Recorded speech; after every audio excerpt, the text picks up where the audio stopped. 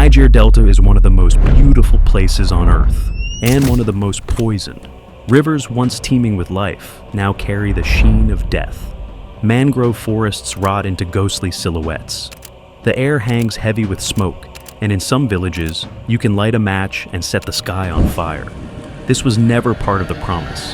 In 1956, foreign prospectors struck oil beneath these swamps.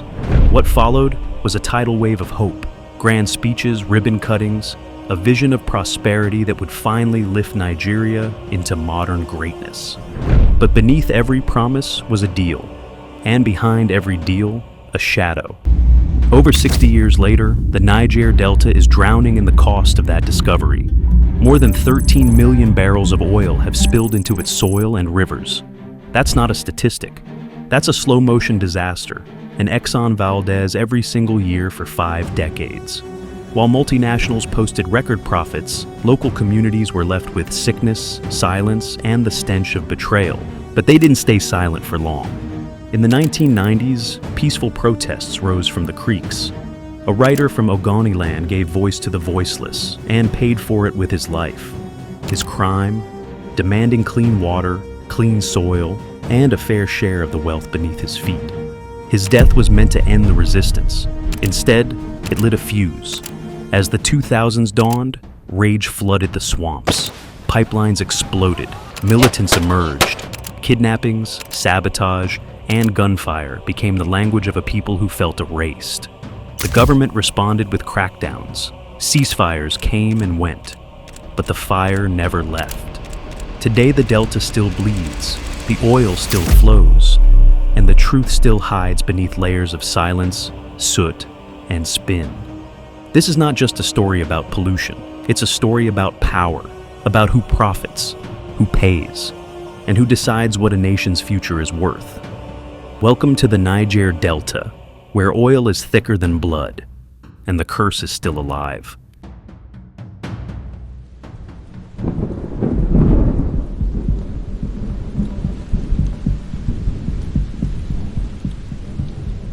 In 1956, in the quiet creeks of the Niger Delta, a drill struck deep into the earth and struck oil. The place was Oloibiri, a small village in the swamps of eastern Nigeria. For half a century, prospectors had searched in vain. Now, at last, black gold had been found. A nation still under British colonial rule, whose economy ran on cocoa, palm oil, and groundnuts, this discovery seemed like a miracle. Many locals had no word for crude oil. Some thought the foreigners were searching for palm oil or other trade goods.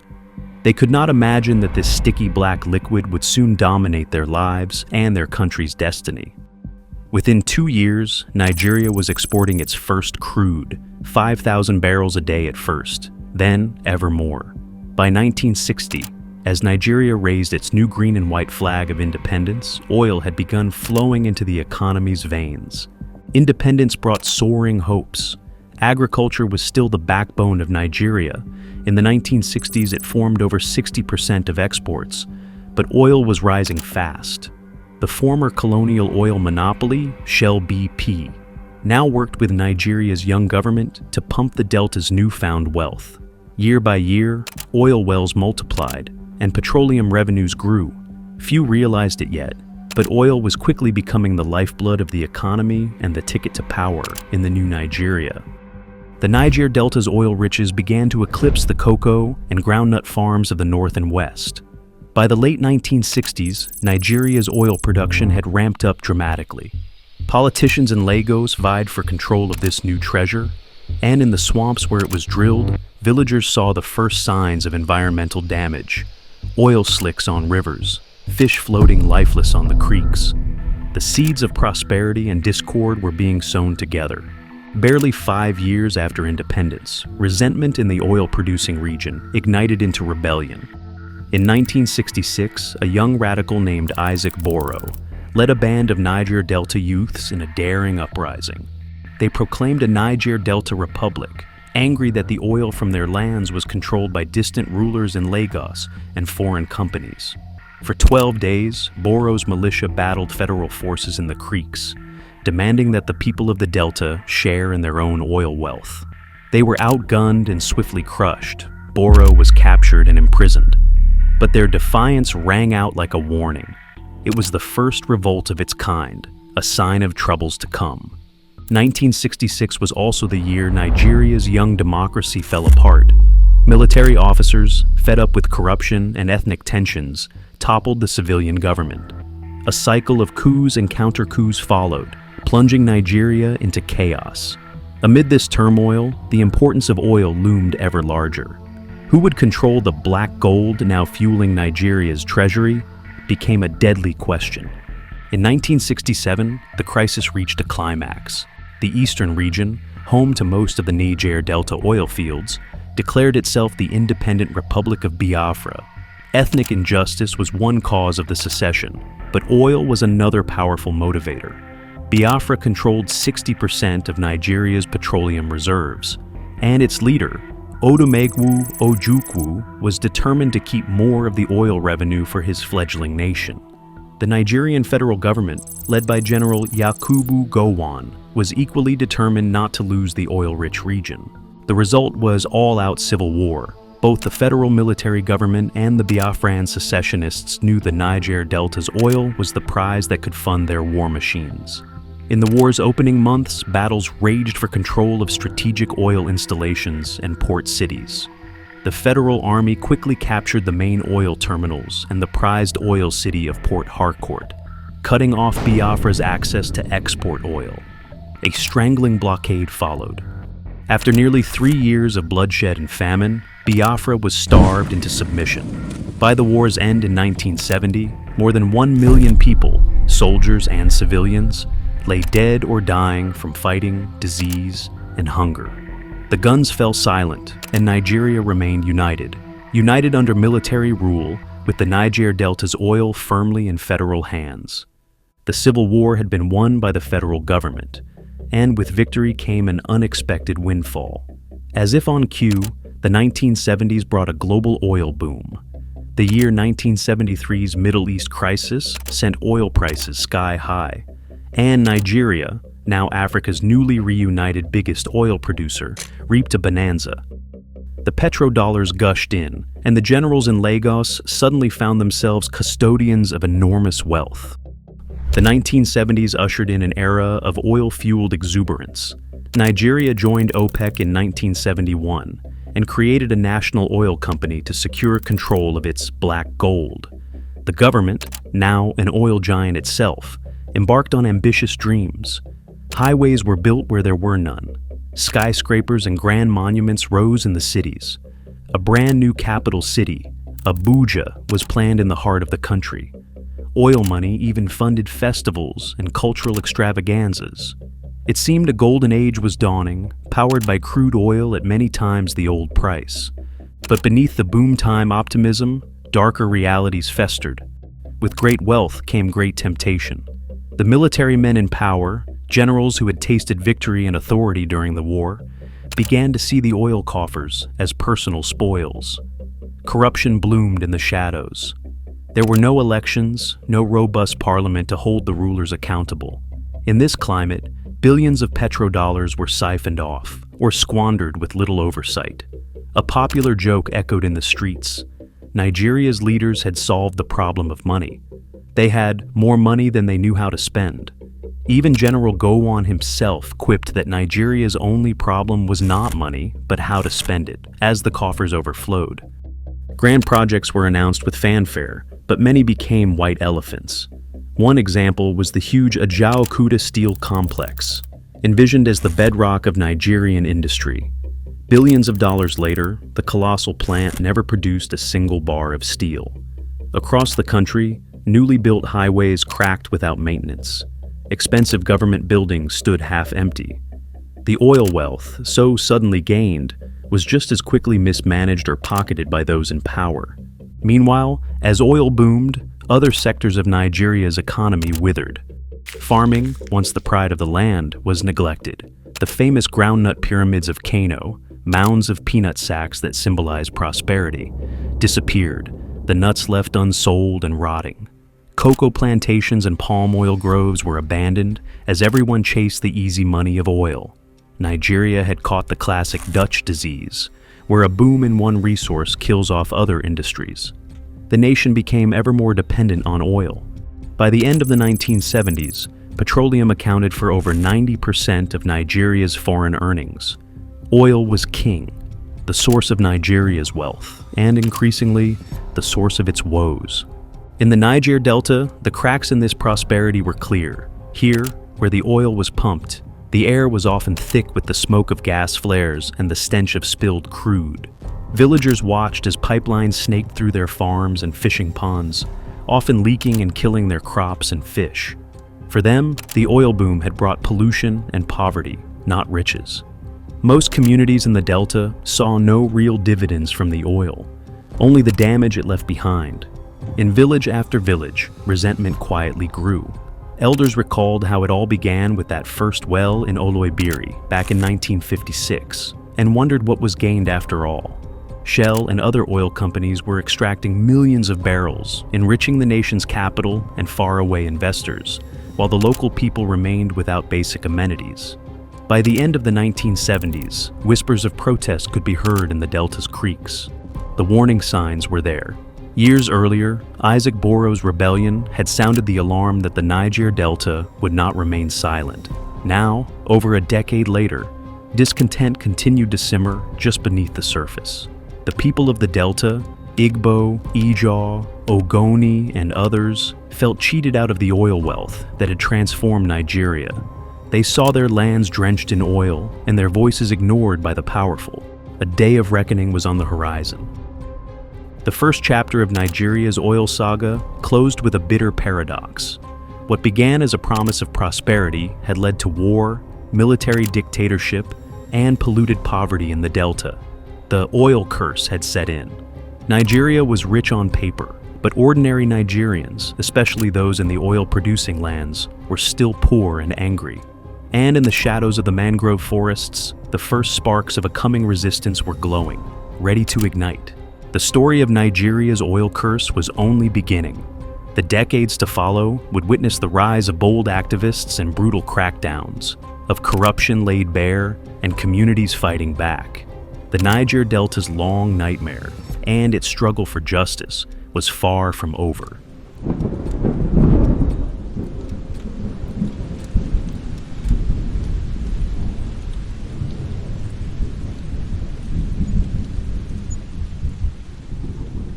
By the 1980s, the Niger Delta had become a paradox of riches and ruin.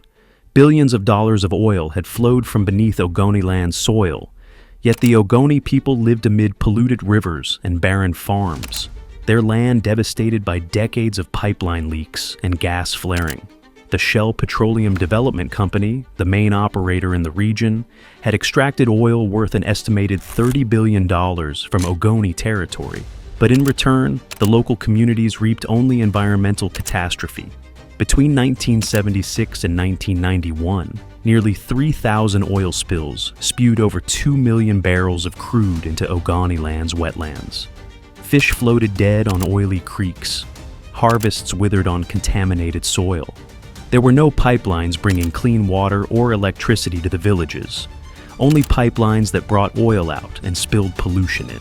Frustration simmered in the Niger Delta, in whispers at first, and then in open protests. The Ogoni and other Delta communities began to resist what they called the oil curse. They saw their environment destroyed, their rivers poisoned, and no benefits given in return for the wealth pumped from their lands. Under Nigeria's military regimes of the 1980s, dissent was dangerous, but the seeds of resistance were being sown in village meetings and letters to the press. A local Ogoni writer and entrepreneur, Ken Saro-Wiwa, had quietly emerged as a vocal critic of the corruption and neglect fueling this crisis. He would soon become the figurehead of an unprecedented movement. In 1990, the Ogoni resistance coalesced into an organized force. Ken Saro-Wiwa, a renowned author-turned-activist, joined with Ogoni chiefs and community leaders to found the movement for the survival of the Ogoni people, or MOSOP. This umbrella coalition united some 700,000 Ogoni, men, women, elders, youth, in a non-violent campaign for social, economic, and environmental justice. For the first time, an indigenous minority in Nigeria, was launching a mass peaceful struggle against both the oil companies and the central government. Saro-Wiwa became Mosop's eloquent spokesman, framing the Ogoni cause not just as an ethnic struggle but as a fight for human rights and environmental sanity. In October 1990, Mosop drafted a bold manifesto of Ogoni demands known as the Ogoni Bill of Rights. It declared the Ogoni as a distinct people deserving political autonomy and a fair share of Nigeria's oil wealth. In this document, the Ogoni called for the right to control their own affairs and a fair proportion of oil revenues for local development, and for the right to protect their environment from further degradation. Crucially, the Bill of Rights appealed to the world for help. It was presented not only to Nigeria's government, but also to the United Nations in 1991. Through Mosop, Saro-Wiwa and the Ogoni leaders urged the international community to witness their plight. "We are dealing with an ecological war," Saro-Wiwa warned, accusing the oil companies and Nigeria's rulers of waging a deadly assault on his people's land. The Ogoni Bill of Rights was a watershed. It was an indictment of decades of exploitation, and it put Shell and the Nigerian government on notice. But initially, Mosop's pleas fell on deaf ears. By 1992, after receiving no substantive response, Saro-Wiwa's movement grew more assertive. That year, Mosop issued an ultimatum to the oil industry. Shell, Chevron, and Nigeria's state oil company must pay $10 billion in damages to Ogoni communities, clean up oil pollution, and negotiate with the Ogoni for a fair agreement, or face mass protests. For the impoverished villagers who had seen none of the oil money, it was a breathtaking demand, and a sign that Ogoni patience had run out. To understand the Ogoni uprising, one must witness the destruction that sparked it. Since Shell struck oil in Ogoni land in 1958, the company had extracted petroleum with little regard for the land or people. Over the decades, pipelines often laid above ground through villages had ruptured nearly 3,000 times in Ogoni territory by 1991. Creeks where children once splashed turned into poisonous slicks. Farmlands reeked of crude oil. Gas flares, burning day and night at Shell's flow stations, blanketed villages in soot and acid rain, creating a living nightmare of heat, noise, and toxic fumes. Shell's own records would later admit the scale of the damage. More than 2 million barrels of oil spilled in Ogoni between the late 1970s and early 1990s. Yet, time and again, cleanup was minimal or non-existent. Community complaints were met with denial or token gestures. As the Ogoni Bill of Rights lamented, the people had nothing to show for the wealth under their feet except an ecological disaster. By the early 1990s, Ogoniland's life expectancy had dropped to just over 40 years, more than 10 years below the Nigerian average, a grim statistic many attributed to the poisoned water and soil. Shell routinely denied responsibility, often blaming sabotage for spills. But to the Ogoni, this rang hollow. For them, the devastation was clearly the result of corporate negligence and greed. As Ken Saro-Wiwa put it bluntly in one interview, Shell's operations had amounted to ecological warfare against his people. The stage was set for a showdown. On January 4th, 1993, the Ogoni people made their stand. Defying a ban on public gatherings by Nigeria's military regime, Mosop declared a mass protest, the first Ogoni Day. That morning, an astonishing 300,000 Ogonis, nearly every Ogoni man, woman, and child, poured into the streets to peacefully demand their rights. It was a carnival of resistance. Villagers danced and sang freedom songs in Gokana and Kenkana, Ogoni communities, united in a rare display of non-violent mass protest under a dictatorship. The sheer size of the demonstration was unprecedented in the Delta. Ogoni Day's message was clear: enough was enough. The Nigerian military government, alarmed by the Ogoni uprising, reacted with immediate hostility. General Ibrahim Babangida's regime, soon to be succeeded by General Sani Abacha, had already warned that disrupting oil production was treason.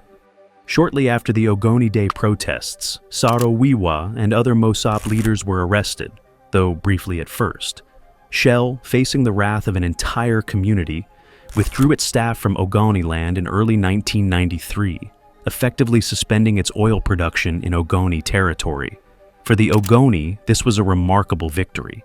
The oil flow from their land had been choked off by people power, but it was a victory that would trigger a ferocious backlash. Shell's departure did not bring peace to Ogoni land. Instead, the Nigerian government sent in special military units to restore order, a chilling foreshadowing of violence to come. In April 1993, as Shell attempted to lay a new pipeline through Ogoni without community consent, troops escorting Shell contractors opened fire on unarmed protesters, wounding 11 people. Days later, another confrontation turned deadly when a villager was shot and killed by security forces. These incidents were harbingers of an even broader crackdown. Under General Sani Abacha's rule, the military unleashed a reign of terror across Ogoni communities in 1994.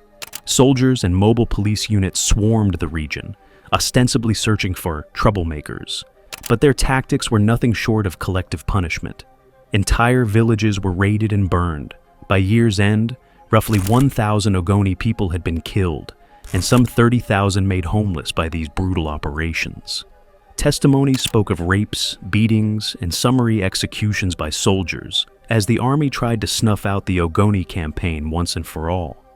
The Niger Delta's oil fields had become a war zone, not between armies, but between an unarmed people and the forces of their own government acting, many believed, at the behest of Shell.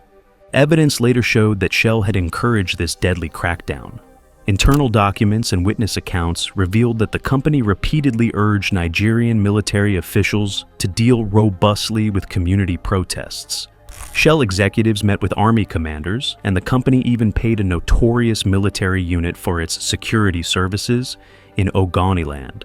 In one case, Shell admitted to paying over $900 to a special forces unit just days after it had attacked Ogoni villages. While Shell publicly denied any role in the violence, human rights investigators would later call these events a clear example of corporate complicity in abuses. The stage was now set for a final, tragic confrontation between Saro-Wiwa's movement and Abacha's regime. In May 1994, as the repression intensified, the military government arrested Ken Saro-Wiwa along with many Mosop leaders. The official pretext for the arrest was shocking.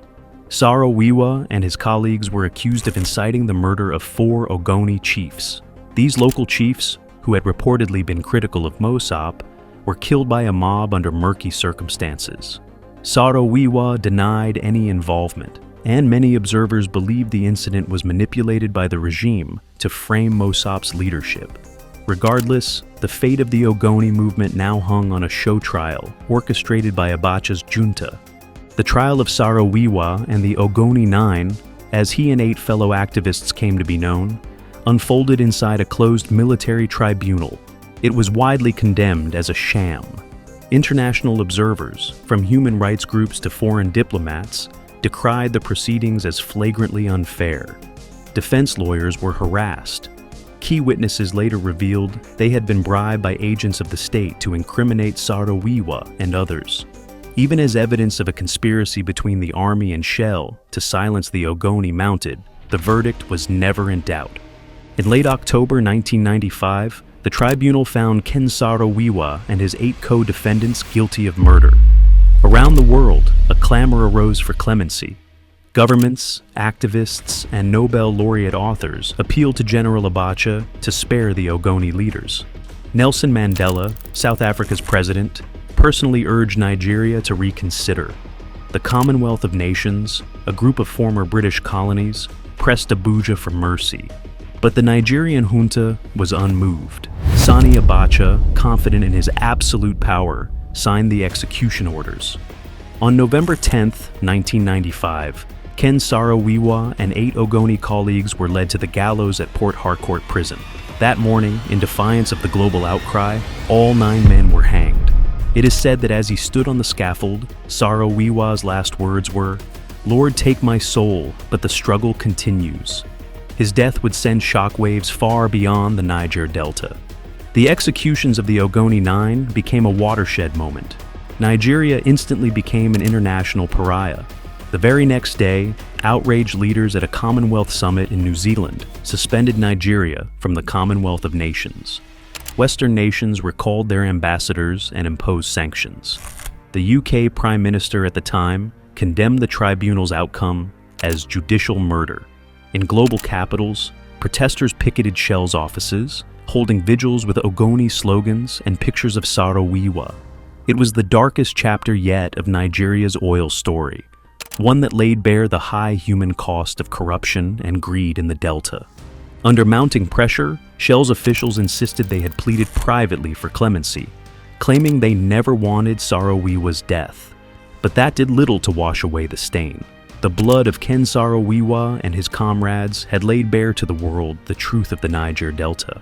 That oil, for all its wealth, had brought a legacy of corruption, repression, and sorrow.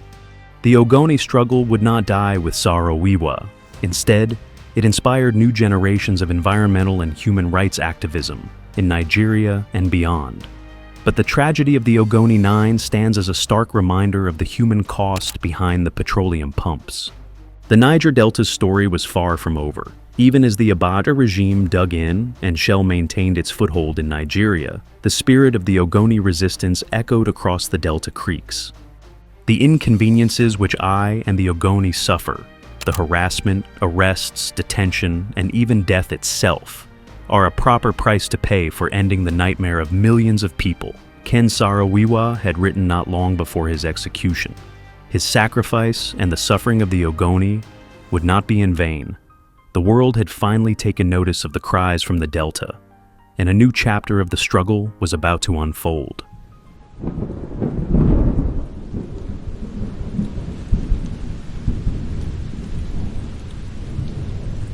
November 1995. Ken Saro-Wiwa is dead, hanged alongside 8 comrades for daring to speak against big oil and Nigeria's military rulers. The world watched in shock as the voice of peaceful resistance in the Niger Delta was silenced. In the creeks and villages of the Delta, that silence quickly turned to rage. Saro-Wiwa's movement for the survival of the Ogoni people, MOSOP, had championed nonviolence, but its brutal suppression and his execution convinced many youths that peaceful protest had failed. If even a renowned activist could be murdered by the state, what chance did unarmed villagers have? In the wake of Saro-Wiwa's death, a profound shift began. The Ogoni nonviolent campaign had forced Shell to cease operations in Ogoniland by 1993, but the government's answer was bullets and nooses. By 1998, frustration had reached a boiling point. Over 5,000 Ijaw youth representatives gathered at Kayama in Bayelsa State, issuing the famous Kayama Declaration. They proclaimed that all oil under Ijaw land belonged to the Ijaw, and they gave oil companies and government forces an ultimatum: withdraw from our lands by December 30th, 1998, or face the consequences. We are tired of gas flaring, oil spills, and being labeled saboteurs. All oil companies' staff and contractors should withdraw by December 30th, pending resolution of resource control, their statement warned. The Ijaw youths meant it. As the deadline passed, thousands demonstrated across the Niger Delta. Most rallies were peaceful, but the Nigerian security forces responded with live fire. In Yenagoa, the Bayelsa state capital, troops opened fire on unarmed protesters supporting the Kayama Declaration. The confrontation left dozens of youths dead. The message was unmistakable. The new civilian government, just months old in 1999, would also use deadly force to protect oil operations. In November 1999, that grim reality was underscored in blood. Nigerian soldiers stormed the Ijaw town of Odi in retaliation for unrest. What followed was a massacre. An estimated 900 civilians were killed as the town was obliterated. The assault, reportedly ordered at the highest levels of government, left villages in ruins and survivors seething with grief and anger. Each heavy-handed crackdown convinced more Delta youths that if they did not take up arms, their communities would be forever crushed under the boots of the military and the greed of oil men. By the early 2000s, the Niger Delta had entered the age of the militant. Small armed groups multiplied in the creeks. Some formed along clan lines, others around charismatic warlords. They spoke the language of resource control, demanding a share of the billions in oil wealth extracted from their land. Many were young men with no jobs and no hope, watching their fishing grounds poisoned and their villages occupied by abusive army and police units guarding the oil industry. With nothing to lose, they organized militias and struck back in the only way they felt they had left. The insurgency gathered momentum. In 2004, a firebrand militant leader, Alhaji Mujahid Dokubo Asari, led the Niger Delta People's Volunteer Force, NDPVF, openly threatening all-out war against the Nigerian state if local rights to oil were not recognized. Fearful of escalating conflict, President Olusegun Obasanjo struck a deal: amnesty payments in exchange for militants' weapons. But the truce was short-lived. Less than a year later, Dokubo Asari was arrested and thrown in prison for treason. The fragile peace collapsed, and a vacuum opened for an even more formidable force to emerge. In January 2006, a shadowy new group announced itself with a bang, calling themselves the Movement for the Emancipation of the Niger Delta, MEND. They issued a chilling ultimatum: all foreigners should leave the Delta by February 12th or face violent attacks. Few took them seriously until militants struck. MEND guerrillas attacked a Nigerian Navy vessel and in one audacious raid kidnapped 9 foreign oil workers from a Shell contractor's platform. They declared it retaliation for a military assault on a Delta community. The stage was set for an oil war. MEND's campaign of sabotage and kidnapping quickly grabbed global headlines. In just a few months, their coordinated attacks on pipelines and infrastructure slashed Nigeria's oil output by a staggering 1/3. As pipelines exploded and flow stations went up in flames, the Delta insurgents showed they could hit the Nigerian government and the world's oil supply, where it hurt most. A new chapter in the Delta struggle had begun, and it was written in fire and blood. Militants' tactics were as varied as they were ruthless. Pipeline sabotage became commonplace. Dynamited crude oil pipelines sent fireballs into the sky, causing massive spills and forcing oil wells to shut down. In one 2003 uprising near Warri, militants killed oil workers and all major companies evacuated staff, halting some 750,000 barrels per day, nearly 40% of Nigeria's output. Another wave of attacks in 2004 saw Shell alone lose 370,000 barrels per day as militants broadened their onslaught. Each explosion was both a message and a weapon, bringing the government to its knees through economic blackmail.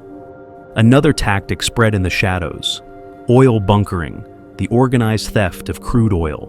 Under cover of darkness, gangs hot-tapped pipelines or siphoned oil straight from wellheads, filling barges with stolen crude to sell on the black market. For some militant groups, bunkering was a lifeline, funding their insurgency. Millions of dollars worth of oil flowed out illegally, lining the pockets of warlords and corrupt officials alike. The blood oil financed ever more weapons. But bunkering also ravaged the Delta's environment. Makeshift refineries spilled toxic crude into rivers and swamps. The lifeblood of local communities turned to poison. Then there was the most dramatic tactic of all: hostage-taking.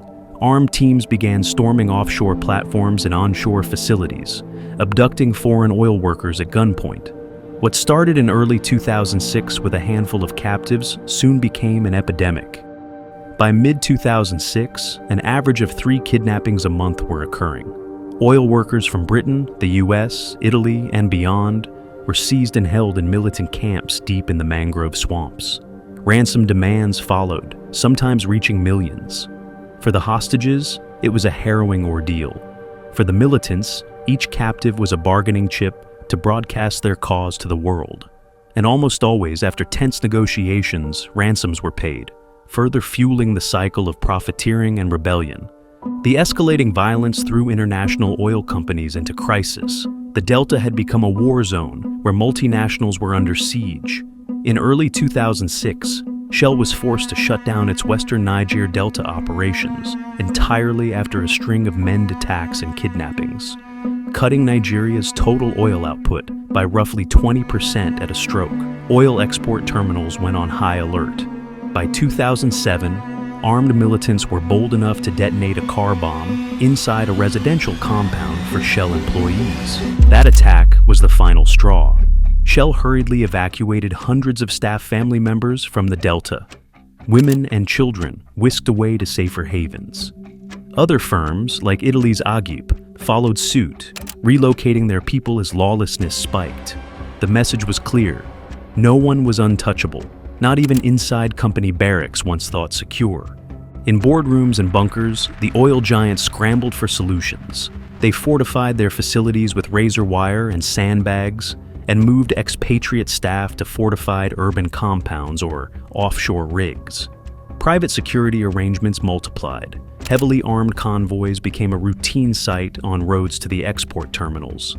Some companies even stood accused of striking deals with local militias, paying protection money to one gang to fend off others. Shell, for instance, was accused by observers of backing certain armed youth groups in a divide-and-conquer ploy. If true, it was a dangerous game, pouring money and guns into an already volatile society. Shell's backing of armed militias is a cynical move, one researcher noted, warning that it stoked communal conflict and worsened insecurity even for the company. The very strategies meant to protect the oil industry were now feeding the violence, entangling profit and blood in a lethal embrace. The Nigerian government's answer to the militants was predictable and brutally direct. Militarize the Delta. Successive regimes poured soldiers into the region, establishing a permanent joint task force, JTF, combining Army, Navy, Air Force, and police units. The JTF was charged with one mission: crush the insurgency and secure the oil at all costs. By the mid-2000s, the wetlands bristled with checkpoints and gunboats. Special forces swept village after village in search of militants and stolen oil. To the communities caught in between, it often felt like an occupation. Security forces, who were supposed to protect lives instead, became notorious for raids, torture, and indiscriminate shootings. Human rights groups documented case after case of abuse, yet the operations only intensified. The cycle of attack and reprisal spiraled. Militants would strike pipelines or abduct workers. The JTF would hit back by raiding a nearby village suspected of harboring insurgents. Innocent villagers frequently paid the price. Nowhere was this more evident than in the infamous Gbara-Matsu Kingdom offensive of May 2009. In a campaign dubbed the largest anti-militant operation in years, Nigerian forces launched airstrikes and amphibious assaults on militant camps near the city of Warri. Helicopter gunships strafed the creeks, bombarding villages like Oparosa from the air. On the ground, hundreds of troops burned homes and clashed with insurgents. Caught in the crossfire, entire communities fled into the mangroves. Reports emerged of civilian massacres. Amnesty International warned that hundreds of bystanders, including women and children, have been killed or injured in the assault. The scorched earth tactics of the JTF left a trail of charred huts, mass graves, and homeless families. Officially, the operation's goal was to wipe out men's strongholds, but in doing so, the military waged war on its own people. A decade of such iron fist responses had produced no clear victory. The militants were battered but unbowed, splintering into ever more decentralized cells. Meanwhile, the Delta's villagers found themselves squeezed between two brutal forces. On one side, militants who claimed to fight for them, but brought violence and chaos. On the other side, government forces who claimed to restore order, but often delivered terror. The creeks of the Niger Delta flowed with oil, but also with blood. By the end of the 2000s, the Niger Delta conflict had reached a precarious stalemate. The government would soon offer an amnesty in a bid to silence the guns, and for a time, the violence would ebb. But in this chapter of the Delta story, marked by militancy and militarization, no one truly won. Thousands were dead, billions of dollars lost, the land scarred and poisoned. Shell and its fellow oil giants managed to keep the crude flowing, but only under armed guard, and at an unspeakable human cost. The militants, for all their audacity, exposed the injustices of Nigeria's oil curse to the world, yet their own methods often mirrored the ruthlessness of their oppressors. As the smoke clears, uneasy questions hang in the air. Who ultimately profits from this war without end? The oil companies counting their billions? The politicians and generals enriched by security contracts and bunkering rackets? Certainly not the ordinary people of the Delta, still waiting for a taste of the wealth beneath their feet. And what of justice for those murdered in villages like Odi and Oparosa, or for those who languished in militant camps as pawns in this deadly game? The legacy of militancy in the Delta is a generation of young men scarred by violence, a region awash in weapons, and a precedent that injustice breeds unrest. The final chapters of this saga remain unwritten. As night falls in the Delta, one can still hear the distant hum of pumps drawing oil from the earth, and with it, the rumble of discontent from communities who have shed tears but seen few triumphs. The guns may fall silent for now, but the Niger Delta's wounds continue to fester. Will peace ever be possible when profit and power have been fueled by conflict? Or is the curse of oil destined to keep this region in perpetual turmoil? The story presses on, with the promise of more revelations, and a people's uncertain hope for redemption amid the corruption and the blood in the Delta. If you found this documentary insightful, don't forget to like, comment, and subscribe for more untold stories of African history. Stories that challenge the mainstream narrative and bring hidden truths to light.